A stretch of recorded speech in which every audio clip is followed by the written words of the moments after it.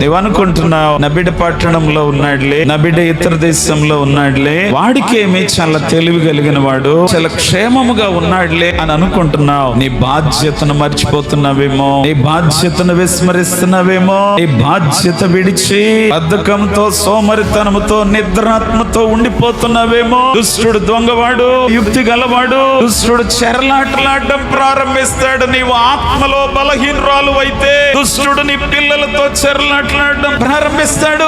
ఆత్మలో బలహీనరాలు అయిపోతున్నావు. ఒకప్పుడు దేవుని దర్శనం చూసిన వ్యక్తివి కదా, ఒకప్పుడు దేవుని స్వరం విన్న వ్యక్తివి కదా, ఒకప్పుడు శ్రేష్టమైన కలల ద్వారా బలపరచబడిన వ్యక్తివి కదా. ఏమైపోయిందా మొదటి మెట్టు? ఏమైపోయిందా మొదటి విశ్వాసము? ఏమైపోయిందా మొదటి ప్రభావం? ఏమైపోయిందా మొదటి భక్తి మెట్టు? ఏమైపోయిందా మొదటి ప్రార్థన జీవితం? చల్లారిపోయావు. ప్రార్థన జీవితంలో తండ్రి దోషం, ఇతరుల దోషం నీ బిడ్డ మీద ఏలుబడి చేస్తున్నట్టు కనబడుతున్నా, నువ్వేమీ రియాక్ట్ అవ్వలేకపోతున్నావు. ఏదో వంతు కొరకు ప్రార్థించే వ్యక్తిగా ఉండిపోతున్నావేమో. దేవుని ఆత్మ నీతో మాట్లాడుచు ఉన్నది. నేను దప్పిగల వాని మీద నీళ్లను, ఎండిన భూమి మీద ప్రవాహ జలములను కుమ్మరించే దేవుడు నేను. నీ సంతతి మీద ఆత్మను కుమ్మరిస్తాను నేను. నీకు పుట్టిన వారిని నేను